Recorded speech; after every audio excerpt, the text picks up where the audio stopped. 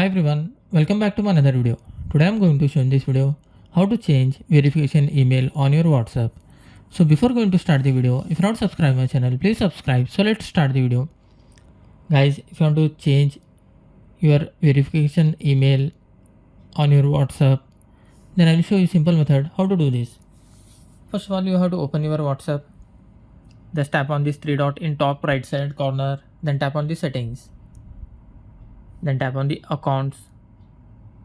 In this you can see third option, email address. You have to just tap on that.